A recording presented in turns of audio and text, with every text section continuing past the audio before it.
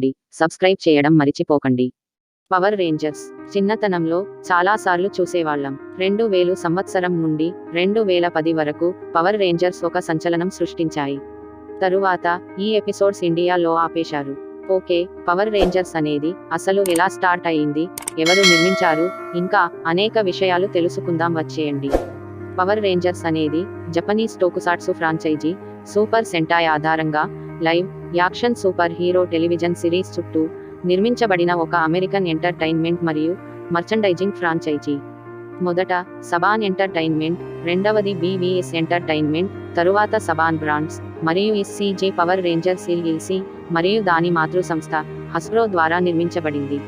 Power Rangers television series టోయీ నిర్మించిన super సెంటాయ్ television series నుండి చాలా ఫుటేజీని కంపెనీ తీసుకుంటుంది. మొదటిది power Rangers entry mighty morphin power Rangers August 28, 1993న ప్రారంభించబడింది మరియు 1990లలో ఫాక్స్ కిడ్స్ ప్రోగ్రామింగ్ బ్లాక్ను ప్రారంభించడంలో సహాయపడింది. ఈ సమయంలో ఇది బందాయ్ రూపొందించిన యాక్షన్ ఫిగర్లు మరియు ఇతర బొమ్మల వరుసతో పాటు జనాదరణ పొందిన సంస్కృతికి దారితీసింది. 2001 నాటికి మీడియా ఫ్రాంచైజీ $6 బిలియన్ పైగా బొమ్మల విక్రయాలను ఆర్జించింది. పవర్ రేంజర్స్ చర్యహింస బాల ప్రేక్షకులను లక్ష్యంగా చేసుకున్నట్లు ప్రాథమిక విమర్శలు ఉన్నప్పటికీ ఫ్రాంచైజీ వాణిజ్యపరంగా విజయవంతమైంది. 2022 నాటికి పవర్ రేంజర్స్లో 21 విభిన్న నేపథ్య సిరీస్లు, 29 టెలివిజన్ సీజన్లు మరియు 1995, 1997, 2017లో విడుదలైన 3 థియేట్రికల్ ఫిల్మ్లు ఉన్నాయి. 2010లో సిరీస్ సృష్టికర్త హైమ్ సబాన్ ఫ్రాంచైజీ యాజమాన్యాన్ని తిరిగి పొందారు. ఇది గతంలో ది వాల్ట్ డిస్నీ కంపెనీకి 8 ఏళ్ల పాటు యాజమాన్యంలో ఉంది. 2018లో హస్బ్రో కొత్త మాస్టర్ టాయ్ లైసెన్సీగా ఎంపికైంది. కొంతకాలం తర్వాత సబాన్ బ్రాండ్స్ మరియు హాస్బ్రో $522 మిలియన్ డీల్లో ఫ్రాంచైజీని మరియు మిగిలిన మాజీ వినోద ఆస్తులను పొందుతారని ప్రకటించారు.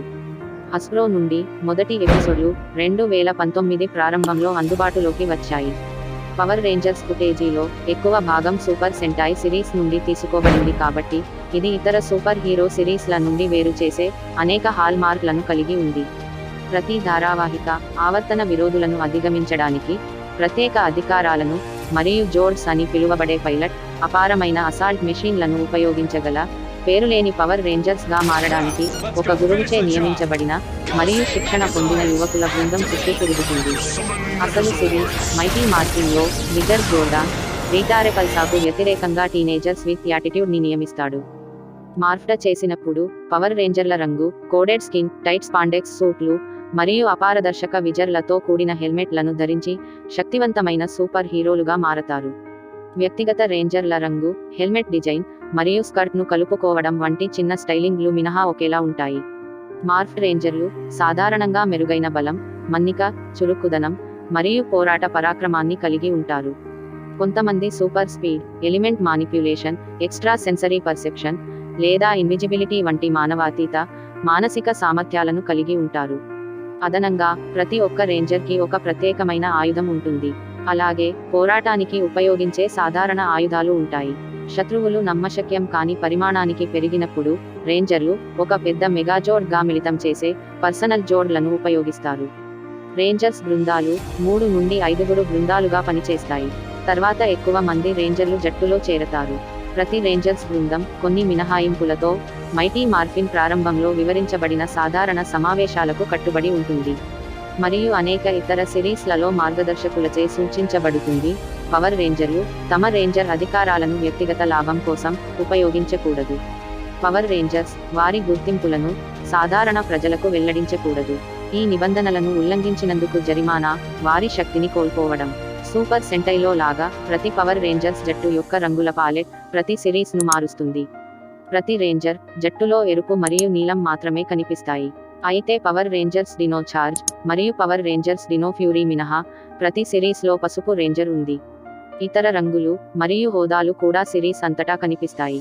రేంజర్స్ యొక్క రంగు, హోదా కూడా సిరీస్ అంతటా వారి వార్డ్రోబ్ను ప్రభావితం చేస్తుంది. సివిలియన్ దుస్తులు తరచుగా రేంజర్ రంగుతో సరిపోతాయి. సూపర్ సెంటాయ్ సిరీస్ని తీసుకోవడం 1970ల చివరలో టోయ్ కంపెనీ మరియు మార్వెల్ కామిక్స్ మధ్య జరిగిన ఒప్పందం తర్వాత సెంటాయ్ సిరీస్ను అమెరికా కోసం స్వీకరించాలనే ఆలోచన ఉద్భవించింది. టోయి, మార్వెల్ ప్రొడక్షన్స్తో కలిసి జపనీస్ స్పైడర్ మాన్ టెలివిజన్ సిరీస్ను సృష్టించారు మరియు 3 సూపర్ సెంటాయ్ సిరీస్లను నిర్మించారు. ఇది జపాన్లో గొప్ప విజయాన్ని సాధించింది. మార్వెల్ మరియు స్టాన్లీ సన్ వల్కాన్ సిరీస్ను హెచ్బిఓతో సహా అమెరికన్ టెలివిజన్ స్టేషన్లకు విక్రయించడానికి ప్రయత్నించారు. కానీ కొనుగోలుదారులు కనుగొనబడలేదు. చాలా సంవత్సరాల తరువాత హైమ్ సబాన్ జపాన్కు వ్యాపార పర్యటన చేసినప్పుడు 80వ దశకంలో సూపర్ సెంటాయ్ను స్వీకరించడానికి మరొక ఆలోచన ప్రారంభమైంది. అందులో అతను హోటల్లో ఉన్న సమయంలో అతని టెలివిజన్లో ప్రసారం చేయబడిన ఏకైక విషయం జపనీస్ సిరీస్ సూపర్ సెంటాయ్. ఆ సమయంలో రాక్షసులతో పోరాడుతున్న స్పాండెక్స్ సూట్లలో ముసుగు వేసుకున్న 5 మంది వ్యక్తుల భావనతో సబాన్ ఆకర్షితుడయ్యాడు. కాబట్టి 1985లో అతను బయోమ్యాన్ యొక్క పైలట్ ఎపిసోడ్ను నిర్మించాడు. ఇది చౌడెన్షీ బయోమాన్ యొక్క అమెరికన్ అనుసరణ. ఇది అనేక అతిపెద్ద అమెరికన్లచే తిరస్కరించబడింది. టెలివిజన్ స్టేషన్లు సబాన్ ఫాక్స్ కిడ్స్ వద్దకు రావడంతో అతని ఆలోచన 1992లో ప్రారంభమైంది. దీని అధ్యక్షురాలు మార్గరెట్ లోష్ మునుపు మార్వెల్ ప్రొడక్షన్స్కు హెల్మ్ చేసి సూపర్ సెంటాయ్తో సుపరిచితుడు. పవర్ రేంజర్స్ ఎపిసోడ్ల క్రియేట్లో అమెరికన్ సంస్కృతిని చేర్చడానికి మరియు అమెరికన్ టెలివిజన్ ప్రమాణాలకు అనుగుణంగా అసలైన సూపర్ సెంటాయ్ సోర్స్ మెటీరియల్ యొక్క విస్తృతమైన స్థానికీకరణ మరియు పునర్విమర్శ ఉంటుంది. జపనీస్ ఫుటేజ్ని ఇంగ్లీష్ డబ్ చేయడం లేదా అనువాదం చేయడం కంటే పవర్ రేంజర్స్ ప్రోగ్రాంలు ఇంగ్లీష్ మాట్లాడే నటులతో కూడిన సన్నివేశాలను కలిగి ఉంటాయి. ఇందులో జపనీస్ నటులు ఇంగ్లీష్లోకి డబ్ చేయబడతారు. సూపర్ సెంటాయ్ సిరీస్లోని రేంజర్స్ ఫైటింగ్ మాన్స్టర్స్ యాక్షన్ సన్నివేశాలు ఉంటాయి. జెయింట్ రోబోట్ సోడ్ మరియు మిగసోడ్. కొన్ని ధారావాహికలలో అసలైన పోరాట సన్నివేశాలు పాత్రలు లేదా ప్రత్యేకమైన అంశాలను పొందుపరచడానికి చిత్రీకరించబడతాయి. పవర్ రేంజర్స్ క్రియేషన్స్ పాశ్చాత్య ప్రేక్షకుల కోసం జపనీస్ టెలివిజన్ని స్థానికీకరించడంలో సబాన్ ఎంటర్టైన్మెంట్ మునుపటి అనేక వెంచర్ల వలె ప్లాట్లు, పాత్రల పేర్లు మరియు ఇతర పేర్లు సాధారణంగా సోర్స్ ఫుటేజ్ నుండి చాలా భిన్నంగా ఉంటాయి. అయితే కొన్ని సీజన్లు అసలు సూపర్ కథకు దగ్గరగా ఉన్నాయి. సెంటై సీజన్ బందాయ్ యొక్క అమెరికన్ ఆర్మ్ సెంటాయ్ ప్రదర్శనలకు సహనిర్మాత మరియు దాని బొమ్మలను తయారు చేసింది. జపనీస్ పేర్లకు అనుగుణంగా పనిచేసింది. ఎగ్జిక్యూటివ్ల మధ్య కలవరపాటు పవర్ రేంజర్స్ కి దారితీసింది. నిర్దిష్ట ప్రదర్శన కోసం మైటీ మార్ఫిన్ పవర్ రేంజర్స్ పరివర్తన సన్నివేశాలను రేకెత్తిస్తుంది. ఈ సమావేశంలో భారీ రోబోట్ల కోసం జోడ్ అనే పదాన్ని తీసుకువచ్చారు. మెగాజోడ్ మోసుకెళ్లిన కత్తి మరియు జట్టు థీమ్గా ఉన్న డైనోసార్లు రెండింటినీ ఉపయోగించారు. సూపర్ సెంటాయ్ ప్రతిరూపాల నుండి విలన్లను స్వీకరించడంతో పాటు చాలా పవర్ రేంజర్స్ సిరీస్లు సెంటాయ్ కౌంటర్ లేని విలన్లను కూడా కలిగి ఉంటాయి. సాధారణంగా పవర్ రేంజర్స్ సిరీస్ యొక్క ప్రాథమిక విరోధి సెంటాయ్ నుండి స్వీకరించబడదు. దీనికి మినహాయింపులు Mighty Morphin, Zeo, Light Speed Rescue మరియు మరికొన్ని జపనీస్ షోల నుండి స్వీకరించబడిన విలన్లను మాత్రమే ఉపయోగిస్తాయి.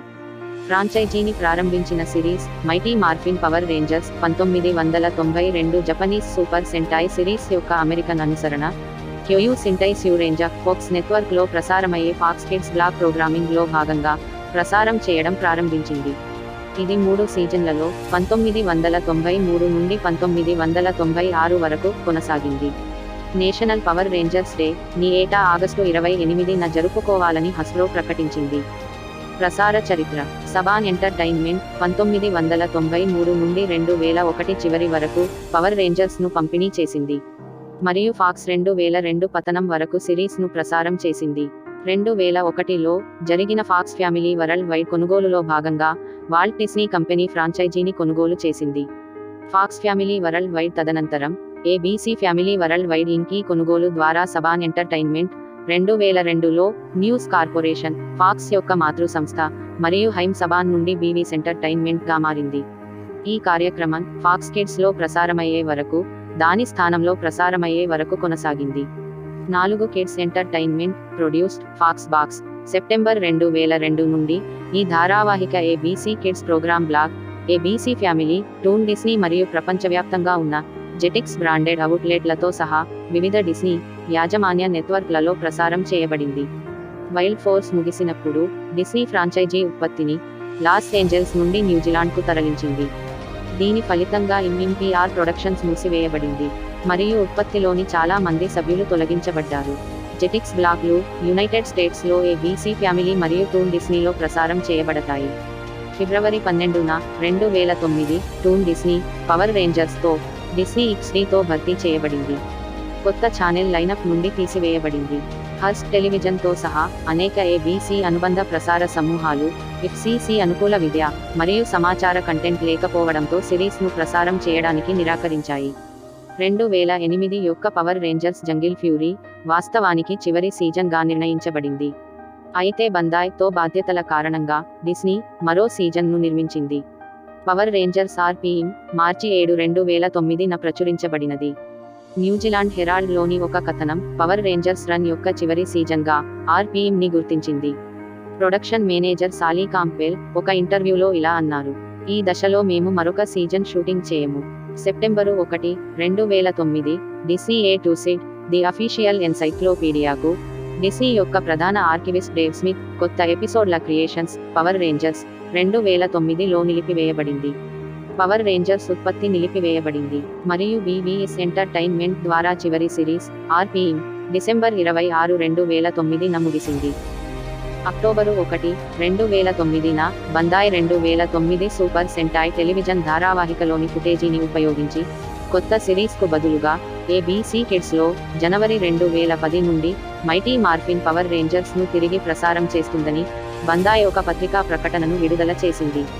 ఒక కొత్త బొమ్మ లైన్ సిరీస్తో పాటు 2009 చివరి భాగంలో స్టోర్లలో కనిపించింది.